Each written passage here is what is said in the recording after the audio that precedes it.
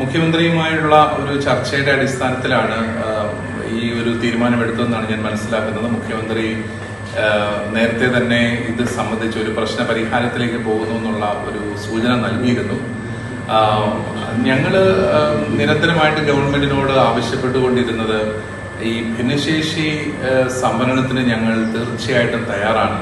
ഭിന്നശേഷി സംവരണ പ്രകാരമുള്ള ഈ ഒഴിവുകൾ നീക്കിവെക്കാനായിട്ട് ഞങ്ങൾ തയ്യാറാണ്. അത് നീക്കിവെച്ച് ഗവൺമെന്റിനെ അറിയിച്ചിട്ടുണ്ട്.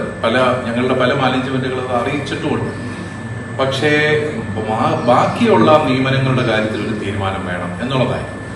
അപ്പോൾ ഇത്രയും നാളും അതിന് തടസ്സമായിട്ട് നിന്നത് സുപ്രീം കോടതിയുടെ ഒരു വിധിയാണ്. അതായത് ഇത് പൂർണ്ണമായിട്ട് ഈ ഒഴിവുകൾ നികത്താതെ മറ്റൊരു നിയമനവും പാസ്സാക്കാൻ പാടില്ല എന്നുള്ളൊരു വിധിയുണ്ടായിരുന്നു. അത് ഞങ്ങൾക്ക് മനസ്സിലാക്കാവുന്നതേ ഉള്ളൂ. അപ്പോഴും ഞങ്ങൾ ആഗ്രഹിച്ചത് ഇതുമൂലം ഉണ്ടാകുന്ന ഒരു പ്രായോഗിക പ്രശ്നം, അതായത് ഭിന്നശേഷി നിയമനങ്ങൾ നികത്തേണ്ടത് ഗവൺമെന്റാണ്.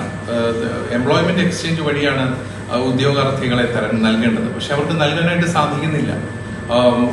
ഏതെങ്കിലും ഒരു മാനേജ്മെന്റിൽ പൂർണ്ണമായിട്ട് ഈ ഒഴിവുകൾ നികത്തിയോ എന്ന് എനിക്ക് നിശ്ചയമില്ല. അപ്പൊ അങ്ങനെയുള്ള ഒരു സാഹചര്യത്തിൽ ഒരു തരത്തിലും ഇവരെ നമുക്ക് നിയമിക്കാൻ പറ്റുന്നുമില്ല.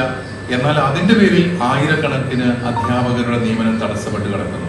അതൊരു മതത്തിന്റെയോ ഒരു വിഭാഗത്തിന്റെയോ ഒന്നും പ്രശ്നമല്ല, അത് പൊതുസമൂഹത്തിന്റെ പ്രശ്നമാണ്.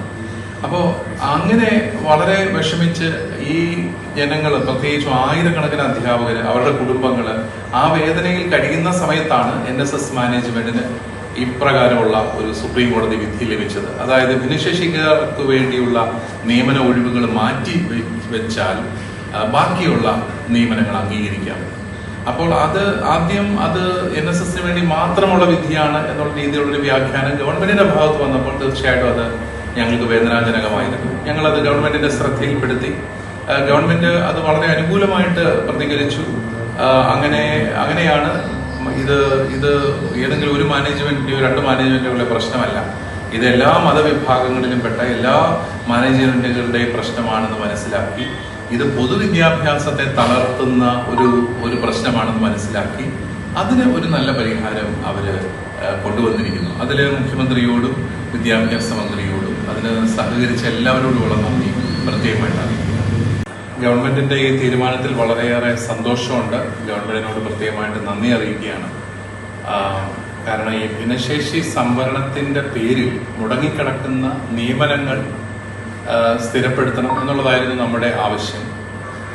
അത് ഒരിക്കലും ക്രൈസ്തവ മാനേജ്മെന്റുകളുടെ മാത്രം ആവശ്യമായിരുന്നില്ല. ഇപ്പോൾ ഞാൻ മാധ്യമ വാർത്തകളൊക്കെ കാണുമ്പോൾ ക്രിസ്ത്യൻ മാനേജ്മെന്റുകളുടെ നിർബന്ധത്തിന് ഗവൺമെന്റ് വഴങ്ങി എന്നുള്ള രീതിയിൽ വരുന്നുണ്ട്. അതുപോലെ NSSന് ലഭിച്ച ആനുകൂല്യം ക്രൈസ്തവ മാനേജ്മെന്റുകൾക്ക് കൂടി ലഭിക്കുന്നു എന്നുള്ള രീതിയിലും വാർത്തകൾ വരുന്നുണ്ട്. പക്ഷെ അതിനകത്ത് ഒരു തിരുത്തുള്ളത്, ഇത് ക്രൈസ്തവ മാനേജ്മെന്റുകൾക്കും വേണ്ടി മാത്രമുള്ള ഒരു വിധിയല്ല, ഒരു തീരുമാനമല്ല. കാരണം NSS മാനേജ്മെന്റ് ഒഴിച്ചുള്ള ബാക്കി എല്ലാ മാനേജ്മെന്റുകളിലെയും നിയമനങ്ങൾ തടസ്സപ്പെട്ട് കിടക്കുകയാണ്. അപ്പോൾ അവർക്ക് എല്ലാവർക്കും പ്രയോജനപ്രദമായ ഒരു തീരുമാനമാണ് സർക്കാർ എടുത്തിരിക്കുന്നത്.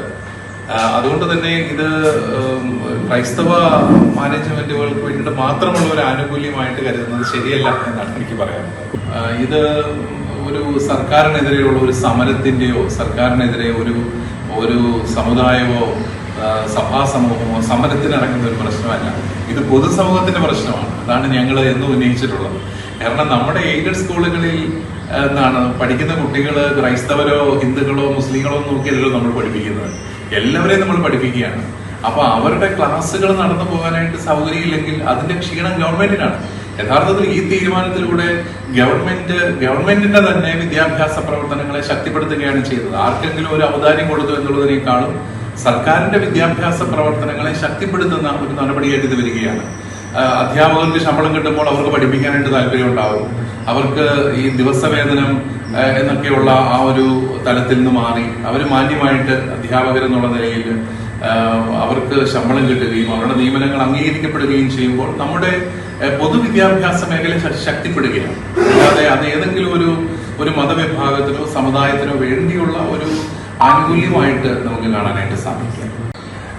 തീർച്ചയായിട്ടും ഒഴിവാക്കാമായിരുന്ന അസ്വസ്ഥതയായിരുന്നു. കാരണം സുപ്രീം കോടതി കൃത്യമായിട്ട് ഒരു വിധി നമുക്ക് നൽകി, ഒരു മാനേജ്മെന്റ് നൽകിയപ്പോൾ സുപ്രീം കോടതിയുടെ തന്നെ മറ്റൊരു വിധിയുണ്ട്. അതായത് സമാന സ്വഭാവമുള്ള കേസുകളിൽ ഒരു വിധി മറ്റെല്ലാ കേസുകൾക്കും ബാധകമാക്കാവുന്നതാണ്. ഓരോരുത്തരും സുപ്രീം കോടതിയിലോട്ട് പോകേണ്ട കാര്യമില്ല. സുപ്രീം കോടതിയിലേക്ക് കേസിന് പോകാത്തത് എന്താണെന്ന് ചോദിക്കുമ്പോഴും അതുമൂലം ഉണ്ടാകുന്ന സമയനഷ്ടം, വർഷങ്ങളെടുക്കുന്ന ഒരു നിയമത്തിൻ്റെതായ നടപടികൾ, ഇതെല്ലാം ഭയപ്പെട്ടുകൊണ്ടാണ് യഥാർത്ഥത്തിൽ